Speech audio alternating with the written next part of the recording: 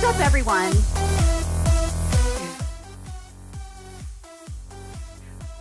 What's up, everyone? Welcome to the SAS Viya Release Highlight Show. Today, we will be highlighting the latest and greatest from SAS Viya 2020.1.3, or highlights from February 2021 for short. We'll get to see what some improved chatbot functionality looks like. We've talked about chatbot on the show, so that's going to be super cool. Also going to take a look at some improved, or actually some brand new reinforcement learning capabilities in SAS Visual Data Mining and Machine Learning. We'll also get to check out how we can now deploy Python models to Microsoft Azure. And we'll look at some additional added language support in SAS Visual Analytics. Now, you'll definitely want to stick around for the second half of the show, where we get a deeper dive into a brand new product, SAS Information Governance. I'll be joined by Senior Product Manager Kumar Sangamuthu, and he's going to give us a great demo of information and tell us what it's all about. Now, without further ado, I introduce the rundown.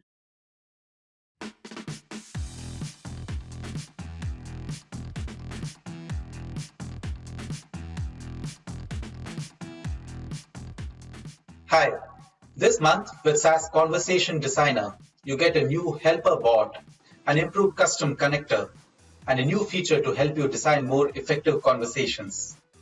Our helper bot is now automatically included for your reference while building chatbots. One easy way to access it is to use our improved custom connector from GitHub, and you now have it available and running to help you in your chatbot design.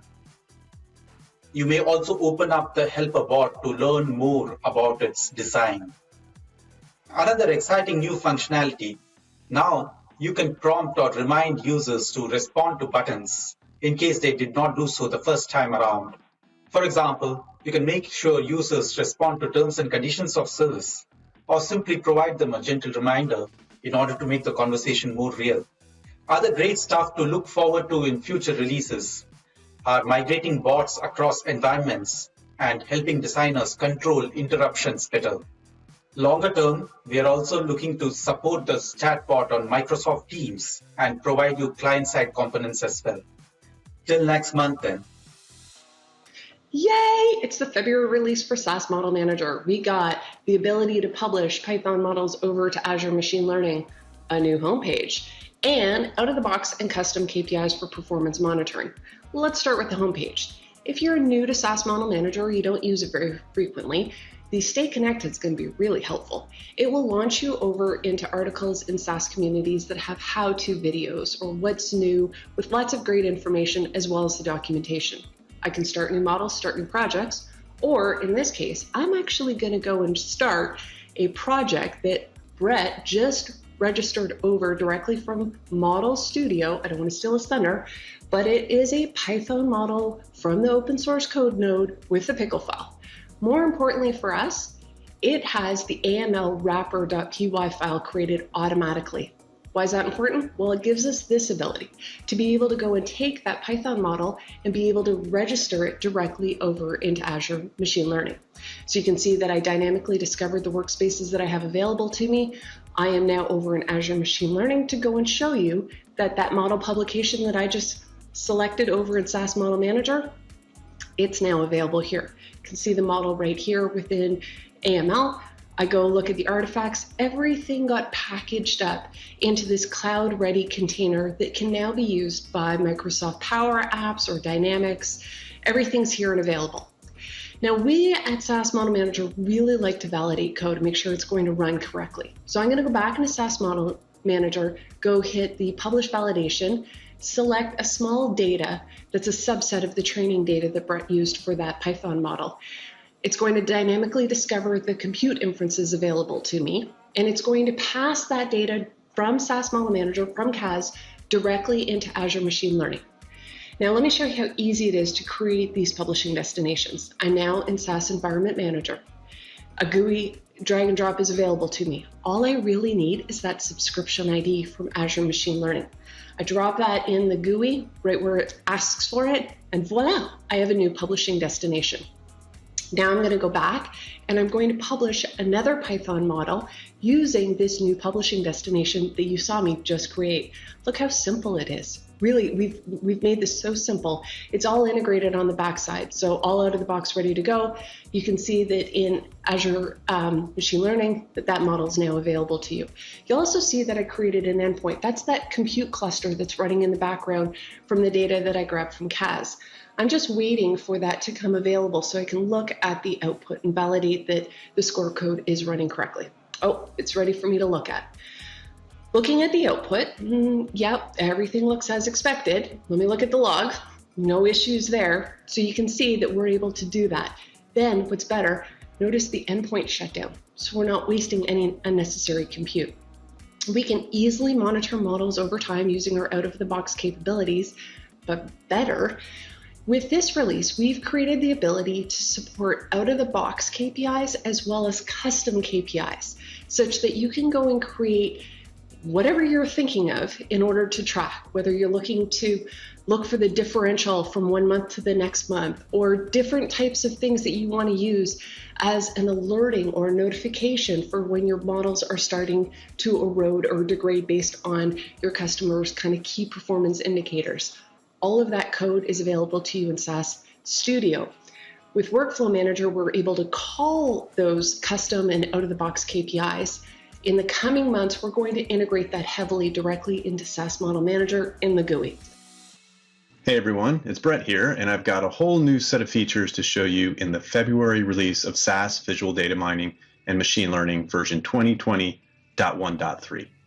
You'll see some new capabilities in Model Studio, including registering Python models from the open source code node to Model Manager, so you can now manage and deploy those just as you've done with SAS models. We're including a generalized additive model, or GAM, in the advanced template and as a candidate model in the MLPA automated pipeline generation. You now have more control over how plots are presented in the GAM node. And now we support copying graphs and images to the clipboard. So it's really easy to transfer those into external documents or presentations. From a programming perspective, we now support auto-tuning for Gaussian process classification models. For you programmers using the MLPA API, we now have an easy way to query for available templates so you can easily specify your own template to use for the generated pipeline. We now save the model training syntax in the A store, so you know how it was trained and you have the exact call to make to retrain the model. And finally, saving the best for last, we've made huge strides in our reinforcement learning offering, where you can now provide a custom environment to supply the resulting state for a given action and use a deep queue network for training your policy. So with these, you can now develop true online reinforcement learning applications. Hello, this month we have some great new features in SAS Visual Text Analytics that provide you with faster insights, intelligent automation of your text analytics workflows, productivity enhancements, and support for new sentiment models. You will find it easier to work with a set of documents which may contain multiple languages. A new action, Identify Language, automatically identifies the language a particular document is in, so that you don't have to manually scan through all documents. For example, if you're engaged in social listening for your brand and work with feedback from customers in multiple languages, you can not only identify the language, but also analyze them separately using native language pack capabilities. In a future release of SAS Visual Text Analytics, we shall look to have this action operate behind the scenes within the UI so that it's more convenient for you. In addition, you'll find it easier to consume and share results of text analytics. We have carried out changes to make it possible to copy graphs and charts from Model Studio directly to the clipboard, so that you can paste them in Office tools like Word or PowerPoint. Imagine how easy it will be to share with your manager the pattern of sentiment across all topics in just 2 clicks of a mouse. We've also expanded language coverage for our domain-independent sentiment models to 3 more languages: Norwegian, Swedish, and Danish are now covered. Hi, I'm Rick, and I'm going to give you a quick update to the key enhancements SAS has made in Visual Analytics 2021.3, available February 2021. Now, enhancements have been made to automated explanation and automated prediction. And you now have a new way to be more productive and reuse style across reports and users. But before I show you those, what do I mean by automated explanation and automated prediction? In 2018, in Visual Analytics 8.3, SAS introduced automated explanation. Then about a year later, in Visual Analytics 8.5, support was added for automated prediction. Both give you a great, quick, easy way in one click to better understand your data. Now, whether you have an existing report or new data, you simply can choose a variable of interest or a data item that represents an outcome that your organization is interested in, and you can choose to predict or explain that, and Visual Analytics will automatically run multiple machine learning algorithms behind the scenes. And then it'll choose the champion model and generate some summary text at the top and two simple visualizations, one that represents the variables that drive that particular outcome. And then on the right, you see a visualization that represents the relationship between one of those variables, those drivers, with write-off risk in this case. And then you see some text below that visualization on the right, and that's automatically generated as well. Similarly, with automated prediction, you can choose write-off risk as another example and choose to predict. And Visual Analytics runs multiple prediction models, chooses the champion, and then displays a prediction, in this case 7%, with some automatically generated text to summarize those insights just below that. You can adjust the underlying factors that drive this prediction to see the change in the prediction as well. Now, up until recently, automated explanation, automated prediction only supported English when it generated the automatic text. In January, we added support for 4 Asian languages, and in February 2021.3, we add 5 additional languages. We have added support for German, for French, Spanish, Italian, and Polish as well. Now in 8.5, SAS also introduced what we call page templates, so you can quickly and easily create a beautiful report. But you couldn't create custom templates that are particular to your company's style or images or perhaps your industry. So in 2021.3, we've added support for custom templates. So you can create a template from any page that you have in an existing report just by simply right-clicking and saying save that page. And you can choose to include the data or not include the data in that template. And then you can very easily apply the template by opening up the gallery of templates at the bottom. Bam! What a ton of product updates from SAS Viya last month. Man, that was super interesting to look into. I know I want to learn more. Listen, check out the resources below to get more information on any of those products and more of the latest releases of SAS Viya. And welcome to the show, Rick Still. Glad to have you. Wonderful updates with automated explanation and prediction with SAS Visual Analytics. Today, I am also excited to introduce the next section of our show called the SAS Release Talk, where we get to dig deeper into one product. And this month, it happens to be a brand spanking new product, SAS Information Governance. And I am joined today by Senior Product Manager Kumar Thangamuthu to talk about what SAS Information Governance is all about. Welcome, Kumar. Hey, Tell me thanks for having me.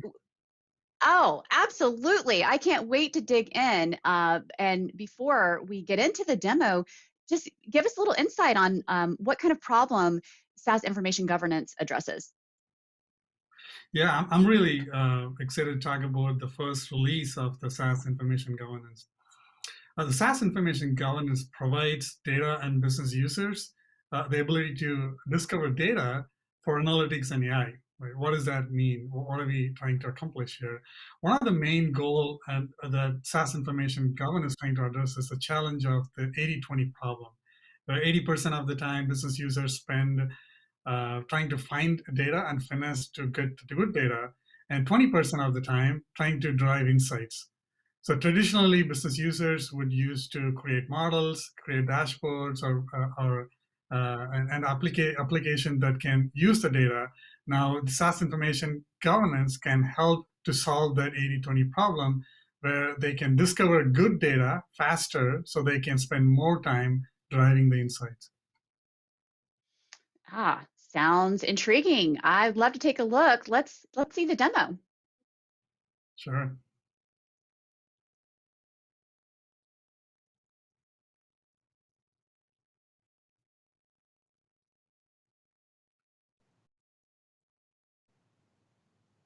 So here we are looking at the SAS Information Governance homepage. So one of the first thing I wanted to point is the search feature, which is one of the important feature and one of my favorite feature, which helps users discover data assets. So users can type free-form text. Let's say if I'm looking for COVID data set, I could type table with COVID data. Or if I know that the table name or the data asset name starts with the word COVID, I could type COVID as well. There are multiple ways to search. Users can also use syntax search, which specifically you can type with the wildcard characters, date created between this date, from and to dates. And also user can look at previous searches, because if you're using the same search again and again, it's really helpful to go look at the previous searches. That way it can be reused instead of typing a long search again. So yeah, that's kind of like Google. That's right, Anna. So it's kind of like Google search, for data assets. That's a good point. Now, in this case, let's assume that I am a data engineer or data steward trying to find COVID data sets. So I'm going to just type COVID and see what data comes out that I can see. Again, so this is kind of searching across the organization for all the data that's been cataloged. It could be Oracle data source, Teradata data source, could be Azure, AWS, GCP, or local files or data sets in a path. So it could be anywhere, right? So that's the whole idea, to discover the data set. So I've searched for COVID. And you can see that there are multiple different data sets here, and some of the top level metadata right off the bat. You can see what is the last modified date, size of the data sets, number of rows, number of columns.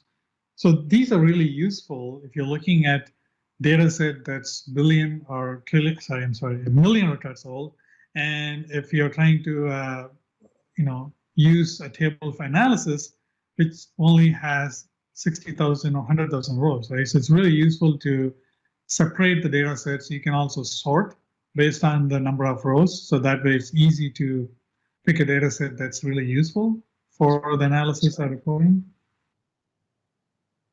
And other data information, such as who the owner of the data set, who created it, and then when the data sets were created.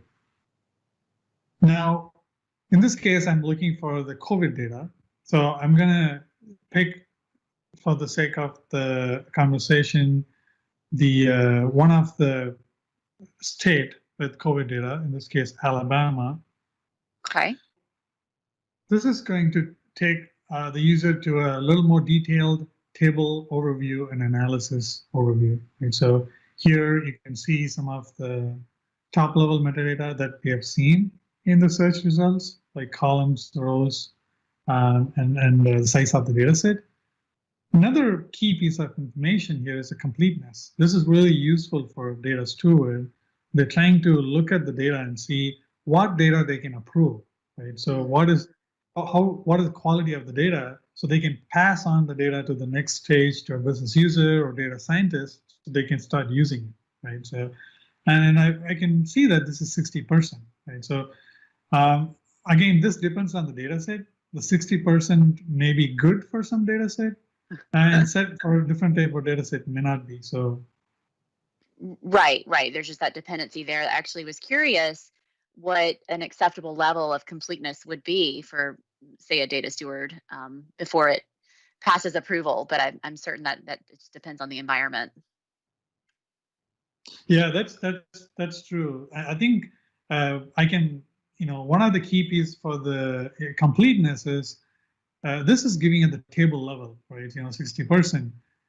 Another way to look at, to understand whether, to your question, what is an acceptable number for data stores, looking at the column completeness. So that gives an, if I go into the column analysis quickly to the data quality measures, here you can see completeness for each column. So the table level completeness is an aggregation of all the column level completeness. Okay. Right. So you can see that there are certain columns with zero completeness. That is probably one of the reasons the table level completeness is 60%, right? So, and then now I can see, okay, I'm looking at the column number 13, include currently 0%. I wanted to know why it's 0%, or whether I even need this column, or I can remove this, so I can improve the completeness, and that way the data is more trustable, right? Sure. That 0% is not bringing your average down. All right. So I think to take it to the next further level, one more level with more detail, is clicking on the column takes the user to this column graphs. Right. So this gives additional information as to what is the distribution of values in this column, and what is completeness, uniqueness. You can see that this column has missing values across all the rows.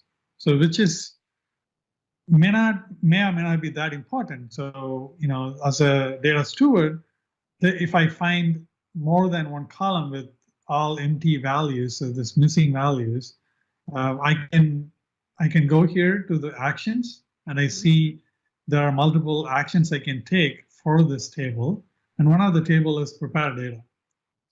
So, right, so you could go and prepare. What I mean by prepare is you could essentially transform the data. One of the transformation is removing the columns if it is not that important, right? Or in certain cases, you may have a column with some missing values, and what you could do is you could also impute values. That way, you're improving the quality of that column, in essence, also improving the quality of the whole table. Right? So, okay.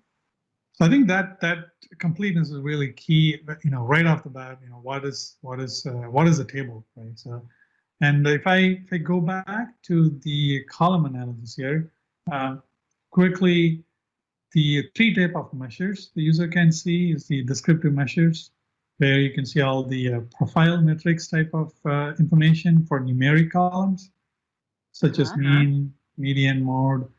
And one other thing I wanted to point out here is the outliers. Outliers is really important for modeling and reporting reasons. You know, if we are looking at a COVID data, right? So if we are looking at a COVID data for a state, and if certain county has more number of COVID cases, even though those might be considered as outliers, those are really important. Sure. So I think outlier is something that's important for data stewards, also for the business users who are actually going to use this table to create models. And also skewness and kurtosis statistics for frequency distributions. And second one is the metadata measures. This is really useful for data stewards and engineers when they're trying to model the data, right? So one of the example here is we have the date column, and the original data type is varchar, but then the actual type is date, meaning, you know, the values in that are date, and it's nominal. So that way, if you're creating a variable, independent variable or dependent variable in models, this is really useful to identify what type of actual values in the column itself. Okay. And now another key information in this metadata measures is the primary key candidate. You know, if you have a unique number of values in a column, and it could be considered as a primary key candidate, and that could be used to identify specific rows, right? So unique row, you can identify that. And that is also really useful when you're trying to create analytic models. And finally, with the measures, the third one is the data quality measures, and we already looked at the completeness, the uniqueness. One thing I wanted to point out here, are actually a couple more things, as the pattern count, right? So it's really useful. And in this case, we are looking at a state column here, and we can see that the value is AL, which is properly standardized two-letter abbreviation for the state. But there could be state data sets where Alabama could be spelled out, Alabama or AL with a short abbreviation, or some letters in the state, which means that could be more than one pattern, which is not good, right? So in that case, this gives an information that there's need to improve the quality or cleanse the data to standardize that, right? So that's really useful to look at the pattern count. And the semantic type, this is kind of the classification that happens when the SAS Information Governance goes and crawls the data across data sources. It catalogs it, right? As part of the cataloging process, it looks at each column and see what is the classification this column belongs to, right? So this happens out of the box as part of the application. And if we can see here, the state is classified as state province, which is, in this case, is accurate. The state column doesn't have to be state. It could be ABC or any name for the column name. This classification is based on the values, right? So that's really important. Okay. Right. And then the last one is the information privacy, which is really important for security reasons, where you, as a data steward, may or may not want to pass along certain type of data to the next type of users, business users. If the table contains social security number, name, address, you may want to see what is the privacy column in this table, so that way you can take action such as either removing the column or masking the column, so the information is not passed or used for other reasons. Sure. Yeah. Gosh, that's tremendously important. Right. So yes, that's in this case we only see candidate, but we can look at another data set where you can also see private data, meaning what type of data is classified as private. For example, name, like I said, the IDs, social security number or national identification number in other countries. And so I started by considering myself as a data steward and data engineer, right? So I'm going through this process, and I've looked at this data. I've looked at some of these measures and metrics and quality information.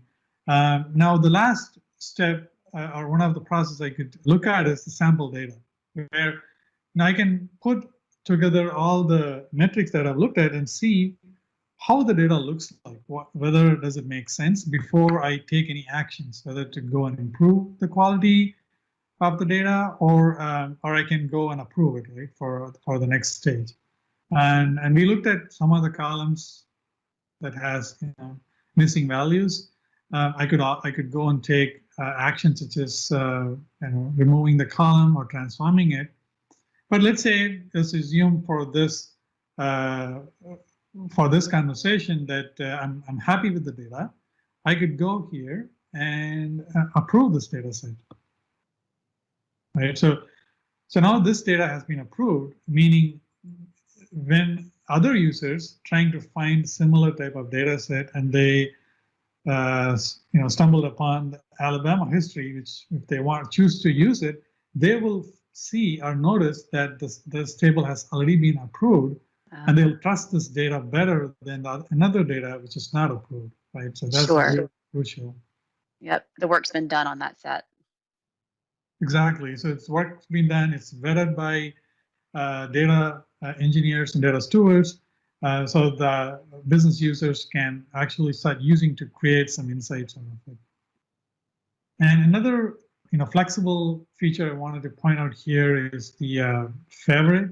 So in a span of trying to find or discover data set, users can typically go through like sometimes tens of data sets before they find the data set that they can really use, right? But if they can favorite that, right, so they can go back to the same data set if they wanted to look at it again. Maybe they don't want to start using it right away, but keep it in their collection so they can come back. So I can favorite this, And if I go back to the home page here as part of the application, you can find that the collections here, recents and favorites. And if I go to favorites, I can see that the Alabama data set that I just favorited is over here. Right? So, and I wanted to make sure. So because we also approved the data set, and that's also being shown here. And Yeah, also, that's really handy. yeah, so it's kind of giving the users an easy access. I know that we started with this discovery process using the search, but in certain cases, if the user has already been using the applications for long enough, they would have a lot of recent items. They would have a lot of favorite items. This could be a first place they would go. Meaning, they would say, before I start searching, let me go and see whether I've already favorited something, so they could start using that instead of, trying to find and using your search results and trying to vet the process. Right? So that's really useful there. And so we have looked at the search, the ability to discover data set. I have one question, Kumar. Sorry, before you move on. What if users aren't finding what they're looking for in the search, and they, kind of know a particular data set exists or a database is accessible, but it's just not quite coming up? What can they do? Yeah, that's a good question. So they can. There are two options there. One option is, which I'll talk about it next, where they have to connect to a data source, which typically in an organization, an admin would have already created a connection to a data source. So they would have to just catalog the data, meaning to make it available. So right now we see here 565 assets catalog, right? So maybe they cannot find it because the data they're looking for is not part of the cataloged assets here.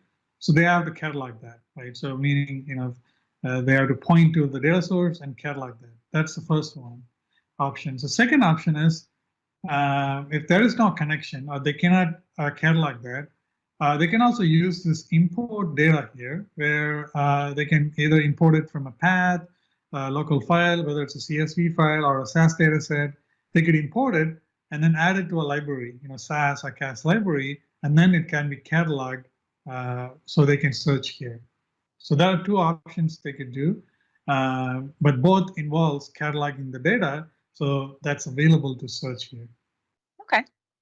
And we will look at one of the main option, how to catalog that, right? So, so if you go to the discovery agent, so the agent is nothing but a crawler, and it goes to the connection information that the user specifies and looks at all the tables and catalogs the metadata for the tables, right? So in this case, we have a few agents here, but let's look at how an agent is created. So if I click on the new discovery agent here, so this will display all the SAS and CAS libraries. Each of the libraries will have connection to different engines and different paths and different data sources. Okay. So here we can look at libraries. The server kind of talks about whether it's a CAS library or a SAS library. And the engine, you can see that there are connections, libraries to different data sources like Postgres, DB2, Hadoop data source, or Cloudera Impala, ODBC path, Oracle. So you can see that there are connections to different data sources, right? So this could be libraries and connections to data sources across an entire organization, right? In a typical enterprise company. And so in this case, let's say I wanted to crawl and catalog the path library. So I can click on new discovery agent. I can also add other information, description, what region this belongs to. I could say this belongs to Southeast region. And this is one way to group a region of data sources across your organization, whether it's east or north, southwest, or it could be across different countries as well. Right, so if I click on run now, this is going to look at all the tables in this library and catalog that and make it available to search. Right, so this is one of the, and going back to your question, how do we make it available to the users? And this is, one of the way or the main option to do that. Okay, so this is the legwork that kind of leads up to that search interface that we started out with. That is correct, yeah. And then I can save this. I can run now if I wanted to crawl and catalog the tables right now, or I could also schedule this, because if as a data steward, if I know that I'm receiving tables, new columns or rows within certain frequency, it could be every day or once a week, the agents can be scheduled to run certain time. So when business users or data users trying to search, it's already cataloged and available to search. So it doesn't have to be an ad hoc process, but an automated process, right? So, so in this case, I've added it. So let me go back to the environment manager. And if I look at the jobs and flows, I can see, so let me refresh this here. I can see that the path agent that I just created already has a job here, right? So what I can do is I can say, I want to schedule this to run, Monday or Sunday night. So when a user starts their reporting or modeling process, they would already have the data catalog and available to search in the SAS Information Governance, right? So it's really to automate the whole process, and if you know the frequency of the data that's coming into your system, right? So. So they've got the newest data set. That is correct. Yeah, it's the newest data set or data sets that's existing data sets with additional information that's been added in the prior week or so. Now, if I go back to the SAS Information Governance, we have looked at the discovery agent. We can create the agent to crawl the data source. Now, as a data steward, or essentially the business users, now they can come and search and see, okay, I'm looking for same COVID data. And if I go and search for the same COVID data, and in the state of Alabama, I can see that it has already been approved. So what I can do is I can just quickly look at the data, which is exactly similar to what a data steward would do, but a business user would look at different information. For example, if there is a numeric column, I can go and see what is the distribution of values, because the way this column graph used by data steward could be different than business user, but it is useful for both type of users, right? So sure. All right, so this here you can see, is there any outlier here? The distribution of values, and we can see that the values in the column are skewed, which has a positive skewness value, and the kurtosis. That gives them some idea, and then they can look at the value to make any transformations to bring the skewness close to zero if they choose to, or they can leave it as it is if they wanted to keep that outlier. In this case, we can see there's an outlier all the way to the right in the frequency distribution. So this is really useful for business users. And now as a business user, I'm happy with this. I wanted to keep the outlier data, skewed data, and I wanted to take the next step, meaning I wanted to go either to create a report or models. I can take the action here and then seamlessly move to the dashboarding Visual Analytics application, SAS Visual Analytics, or SAS Model Studio to create analytic models, AI and machine learning models as well using this table. So it's kind of, data user as well as business users can take advantage straight from this application to the needs of their use cases. Oh, I like that. I like those easy pathways. Yeah, so it's kind of giving the flexibility to the users and the way they want to choose to using SAS Information Governance. It's like SAS Information Governance is the base, and then they can access all the other pieces and parts of the analytics lifecycle from the ground up. That's correct. Yeah, it could either be a starting point, because if the user doesn't know at what data, where the data is and what data they're looking for, except they know what type of the data looking for, they could just come here to the search and do a free form text search.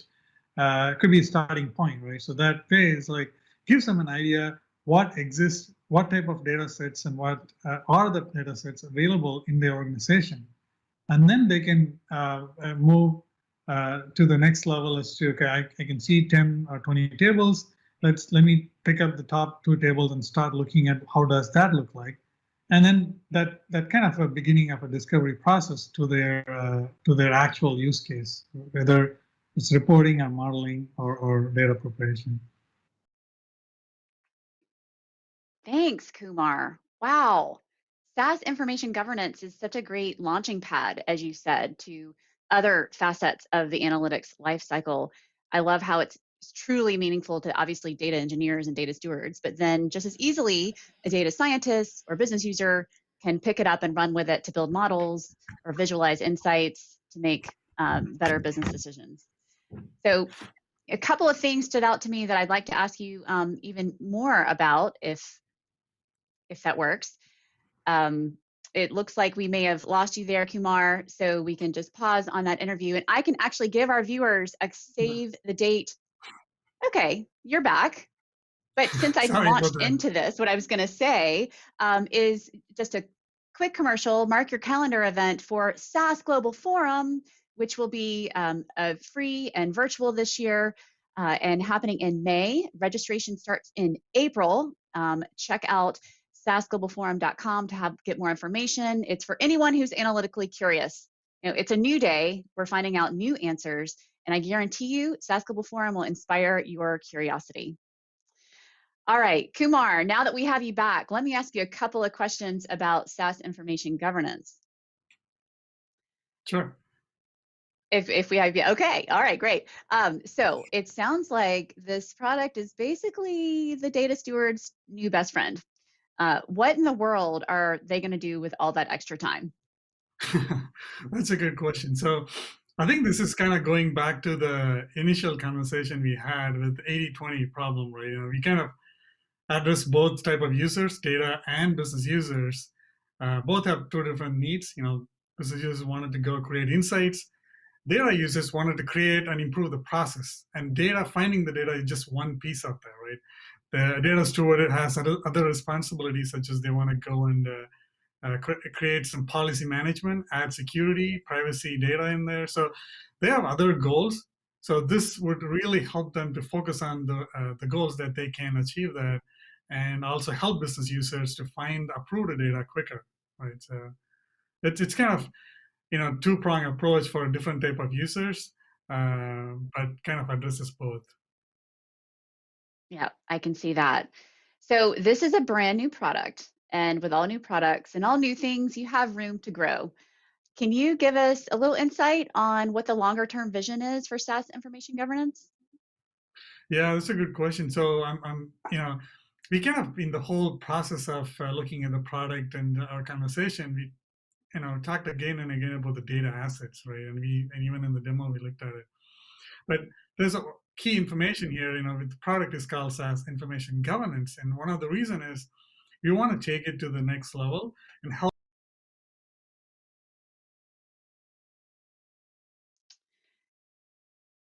I think that we lost you again. So try as we might to complete this interview. I think you were talking about the fact that it's SAS Information Governance and that perhaps information encompasses more than databases. Anyway, we can certainly follow up if anybody has any questions in the comments on what's in the plan on the SAS Information Governance roadmap. Well, thank you guys for joining us. This has given us just a taste of what SAS Viya 2020.1.3 brought to the table. I certainly enjoyed myself. Listen, check out more information below in the description. You'll find links to the doc, related communities, so you can chat with us and ask questions, links to related training and other great web resources. And be sure to check in on the next month's edition of SAS Viya Release Highlights show here on the SAS Users YouTube channel. It will be on April 19th, so save the date. But if you don't want to remember that date, simply subscribe to the SAS Users YouTube channel. And bonus, you'll get video tips and tricks every week. All right, until next time, thank you.